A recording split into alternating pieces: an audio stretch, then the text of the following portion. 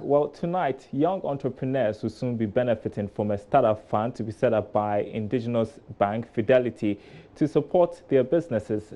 Beneficiaries of the fund, according to the bank, will be startups focusing on any of the 17 Sustainable Development Goals to improve on the country's economic performance. Managing Director of Fidelity Bank, Julian Opuni, who was guest of honor at the launch of the 4th Ghana CEO Summit in Accra, tells Joy Business that the idea is to ensure that some of the many obstacles hindering startup businesses are eliminated. There is more in this report.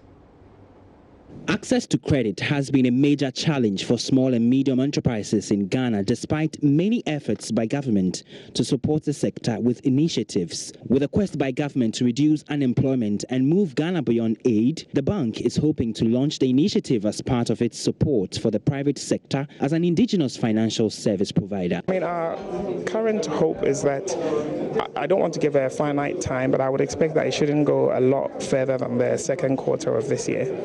And it's slightly past the ideation stage at the moment. I don't want to say we don't necessarily want to commit to a time, but there are things that we need to look at and also probably go through some kind of piloting in a controlled environment to make sure that we've dotted all the I's and crossed all the T's. But basically all we're trying to do is create a fund or a process where we can impact positively on the challenges of young entrepreneurs in Ghana, because they represent the future. Some of the businesses that are around now may be the next corporates or multinationals coming out of Ghana. The bank is one of the partners for the Ghana CEO Summit for this year, which focuses on economic growth in the emergence of the digital age. About 400 business executives and CEOs are expected at the event under the theme Futuristic Economy, Technology-Driven Future of Business and Governance for Economic Transformation. Ernest de Graft Eju is the Chief Executive of the Ghana CEOs Network, organizers of the event. The question we are asking, for which we'll find solutions to at the summit, is, with the arrival of the tech revolution, what will business and economic growth look like in the future? And how will successes be measured? How will the tech revolution revitalize Ghana's economic growth? What are the economic policies needed in line with the new global dynamic? And what are these game-changing technologies? How are these technologies going to change the face of business, governments, and society in general? Are we prepared for these changes? The summit will set the pace for developing a roadmap to solve many of the technological challenges faced by the modern chief executive. Ebenezer Sabute's report for Joy Business. Well, understanding the country's tax laws can be a bit tricky, especially if you are starting a business or you run a small business. Well, that is why Joy Business, in partnership with PricewaterhouseCoopers, is holding a tax knowledge series in Accra on Tuesday. It's the first edition set to be held at the Movenpick Ambassador Hotel. What is it all about? Well, I've been speaking to the head of talk and thought leadership here at the Multimedia Group in Shirado. Two reasons. You'd recall that there's been a number of changes in the tax regime by way of legislation. Certain individual tax bands have been reduced or changed, and business taxes have also changed. What it means is that there are a number of businesses out there that are scratching their heads thinking, okay, how do we do this and not fall foul of the law and also remain efficient? Because eventually businesses are out there to make a profit. But if you are not filing your taxes intelligently, you probably end up paying for things that you didn't need to pay for. But we don't know these things by our normal training and our normal trade. So businesses would have to speak to experts. And we felt that as a media organization, we have a responsibility to the wider community that includes businesses to enlighten, empower, and not just entertain, but also educate them so they know what to do when changes like this happen. So we, sought out a partnership with PwC, and they thought it was a novel idea, and they joined us and gave us all the support. They're providing the technical expertise across 4 tax areas, so that indirect taxes, personal taxes, direct taxes, and I think income Okay. Yeah. Okay. So this is the first time we are holding this. What's going to be the nature of this forum? So the forum is actually under a broader name, which is the Joy Business Knowledge Series. But this first one is themed IntelliTax, paying your taxes intelligently. That's the hashtag, right? That's right, and there's also the hashtag IntelliTax. Now, we will start over with a short address and a presentation, after which we'll have all 4 tax experts on a panel to have a discussion. And then we'll have a very, very, very in-depth Q&A session with the attendees. So they can come in with any questions that they have and talk to these experts and walk away understanding how they can, make the most of the new legislation. Because taxes really aren't meant to hurt businesses. Right? If it's hurting you, then maybe there's something you may not be doing right. But it's better to know. And that's why we're putting this together. And it's in partnership with PricewaterhouseCoopers, and they're the power in our wings. So what category of businesses are you targeting? Can anyone just work there? I imagine it's already booked. To be honest with you, I doubt that there's room for any more booking at the moment. But ideally, we're looking for small to medium enterprises. They make up the bulk of businesses in the country. Multinationals tend to already have these things in place. SMEs, though, aspire to grow, don't tend to have all of these things in place. So it would be good to have SMEs. And to participate, really, you need to send an email to joybusiness@myjoyonline.com. But these are the people we're looking for. So that we can help them be good citizens and help their businesses grow while the economy also gets well and better, and government has the right revenue to fund all the great things that they want to do. Okay, and so you say that this is in partnership with PricewaterhouseCoopers. Which speakers are we expecting from PwC at the event? They'll have lots. The entire tax unit are going to be there. The senior tax partner will be there. They're going to interact with the businesses and share their insights with them. All right, and we talked about the fact that it was overbooked, but the great thing about it is that tomorrow is going to be live on radio and TV. Yes, on radio and television. The core of the conversation will be on radio and television. The part that I think our audience will not catch would be the opportunity to ask certain questions. But however, what you can do ahead of the event tomorrow would be to send your questions, tweet at us, but use the hashtag IntelliTax. It's INTE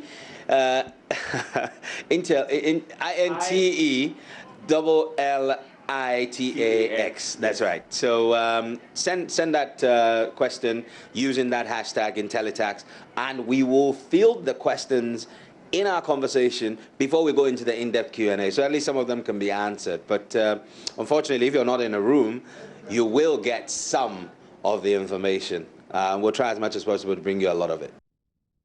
All right, Insurado speaking to me about tomorrow's big day.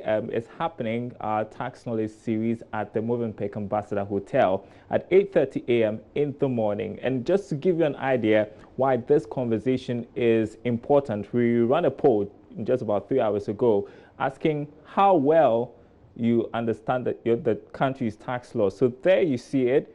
15% say very well, and a whopping 85% of you say you do not understand the country's tax laws very well. So that's why we are having this important event we dub the Joy Business PwC Tax Knowledge Series. All right, you're watching Business Live. Time to bring you one of our top stories tonight. The insurance firm Glyco Group has questioned the role of reinsurance companies, even though plans are far advanced by the National Insurance Commission to announce new capital levels for the industry. According to the company, the move by the NIC undermines the role of reinsurance companies, which is to provide insurance cover to insurance companies. Group Head of Corporate Affairs and Marketing at Glyco Group, Nane Faroksin, spoke to Joy Business at the company's 2018 Individual Life Sales Congress. Bismarck Awusa has more.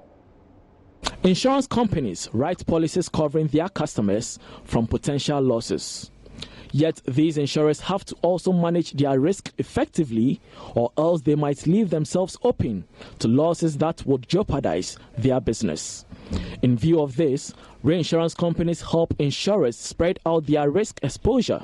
These companies pay part of the premiums that they collect from policyholders to the reinsurance company, and in exchange, the reinsurance company agrees to cover losses above certain high limits. It is against this background that the Group Head of Corporate Affairs and Marketing at Glyco Group, Nana Ifua-Roxen, believes the move by the regulator could undermine the role of the reinsurer. Let me tell you, when it comes to, let's say, general business, if you insure, let's say, the Bui Dam or the car park and whatever, no amount of recapitalization you have will be able to cover that level of risks that you have. So that's why we have reinsurance arrangements, which, so irrespective of your capital that you have on the market, you can always do reinsurance arrangements where there's a big pool who can come together to cover the risk, so that should any eventuality happen, it's not just you, the insurance company, you are calling on others, reinsurers, co-insurance, to cover the risks.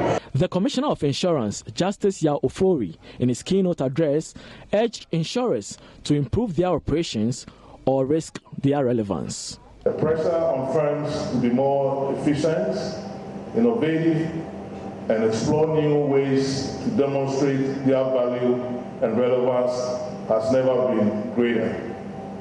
It is in these market conditions that the most resilient and innovative companies will excel. These competitive times, therefore, demand every ounce of tenacity, skills, and creative thinking to prevail. The Glyco 2018 Individual Life Sales Congress is a 3-day program which was organized to train and award the company's hard-working sales executives. The ultimate winner of the awards, Asana Abdul Karim, urged policyholders to understand insurance policies they are signed onto. Customers I'm urging them to exercise patience to read their policy documents, because all the benefits are on the policy documents. If you don't read the policy documents and you come to breach the contract, trust me, that is where you find challenge. But if you have patience enough, it's something that future benefits. Don't have the idea of like, I am buying insurance just to gain an interest. Besmak Ausa, Joy Business.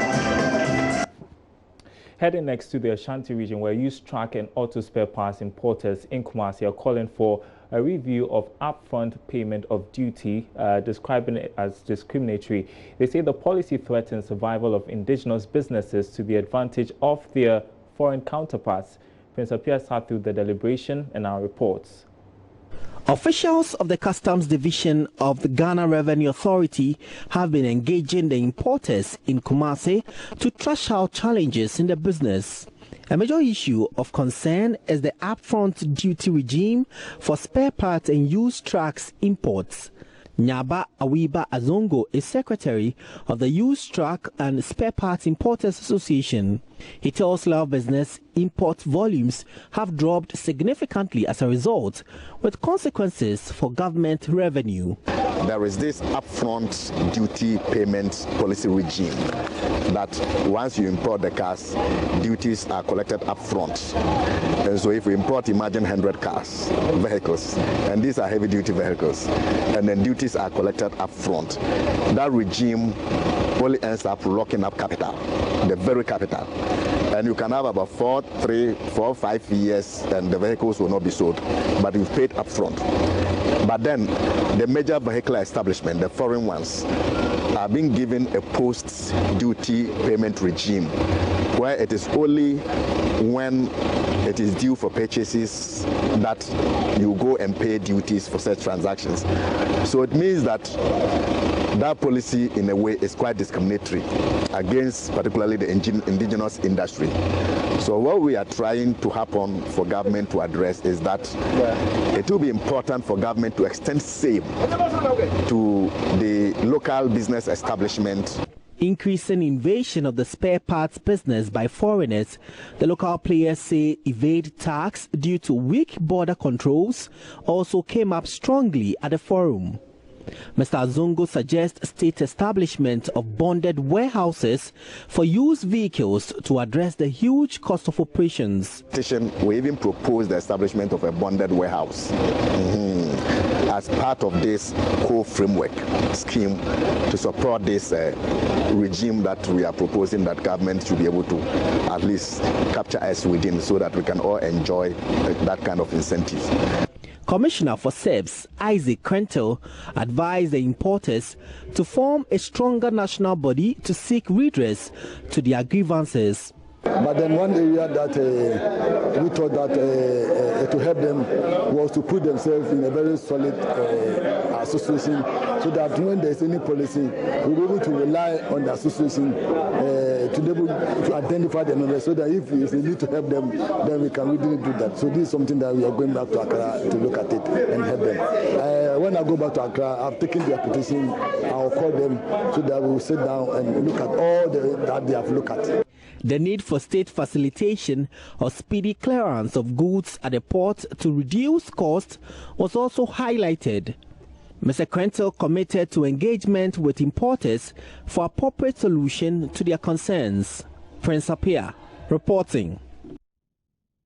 Back here in Accra, the Ministry of Aviation says it is expediting moves to set up an aviation school by the middle of this year. Now, the Minister Kofi Adda said this when he met with Ghana's youngest female pilot.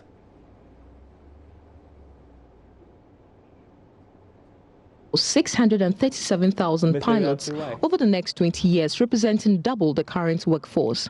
The challenge could be more difficult for African countries due to the high cost of pilot training and inadequate presence of pilot training schools on the continent. However, Minister for Aviation Joseph Kofi Adda says Ghana will soon be hosting a pilot training school to help close the gap. Studies have shown that there's a shortfall of 500,000 pilots globally, and there's no pilot training school in the West Africa or Central Africa area. So we've set measures in place to make sure that we are able to set up a pilot training school in Ghana in the shortest possible time. Once that is set up, we can train more Ghanaians from all levels, whether they are technical school, polytechnics, university, what have you. They go and learn how to fly. And once they're able to fly, get their licenses, they can support the Ghanaian airline that's going to be setting up very soon, and then the other commercial airlines that are operating in Ghana. Or they can go out of the country and serve other airlines globally and bring some money back home. The minister spoke after a meeting with Ghana's youngest female pilot, Audrey Swatson. With a commercial pilot's license at the age of 21, Madam Swatson says government can do more to encourage more women to become pilots. To encourage young women, it could start with aviation clubs across the country. That way, we would be learning something related to aviation, but it will come in a fun way. And then through that, we will develop our passion and an interest to go into the aviation industry. The government could also support us by offering aviation scholarships for women especially to pursue courses in the aviation sector. Meanwhile, Deputy Director for Safety Regulation also called for mentorship to get more women into aviation. There's room, there is space for women in aviation. There's that balanced opportunity so long as you exert yourself. The training is available both locally and internationally, and so they should make that move and join us. And we would serve as mentors and then assist and guide them and put the desire that they need for them to enter any of the fields, either engineering, air traffic control. We have 9 female air traffic controllers right now. We have 2 engineers right now, and then there are so many pilots and other cabin specialists. There are lots of females in the aviation, but I think because it's still the minority compared to the majority of male, we are still at the background. But I think that with mentorship, we're going to get more women to join us. For Joy Business, Sheila Tamaklu. Well, Valentine's Day is just days away, and various businesses are getting ready to make good of the season. For hoteliers, it's the time to make attractive and enticing deals. Charles Aite has been taking a tour of 2 major hotels in Accra and takes a look at how they're preparing for Valentine's Day.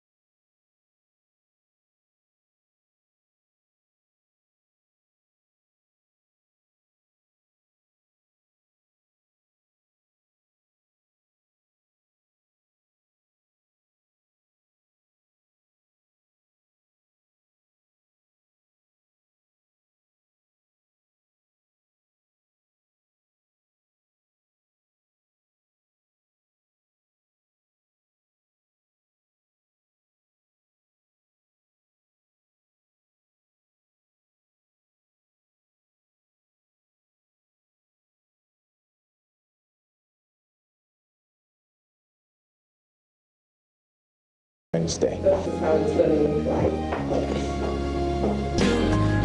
But why Val's Day? I sat with Ruwaida Salifu, marketing manager of Kempinski Gold Coast City Hotel, as she explains to me the marketing strategy behind this move. This year we decided to carefully craft a package designed to help you celebrate the season of love in grand style. So we are offering you a one-night stay in our presidential suite, as you saw, and we have a VIP check-in, so you don't have to go through the normal process. You just come into your room and then we check you in. We're also offering you a complimentary pickup to and from the hotel. It was a warm red reception at the Movenpick Ambassador Hotel. Unlike the $15,000 presidential suite package at Kempinski, all rooms here go for competitive rates. Clenthis Kovenda is a sous chef at the Movenpick Ambassador Hotel. I first asked him how his outfit is meeting up competition. We allow our couples to come in and enjoy our facilities on Valentine's Day and to rekindle or reconnect emotionally, to one another. And we definitely think that this would be possible through the packages that we have. We will set it around here at the pool area, and just before you get to this side, we have an arrival cocktail happening at the piazza, and thereafter the guys move over this way to enjoy the lovely 4-course dining experience which our culinary team will create on that night.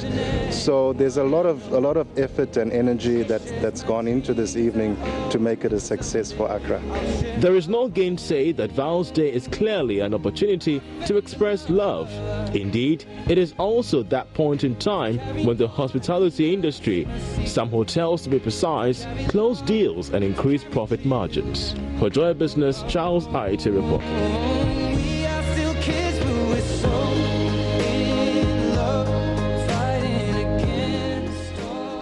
$15,000, you should really be in love. That'll be it for our program tonight. Thanks for watching.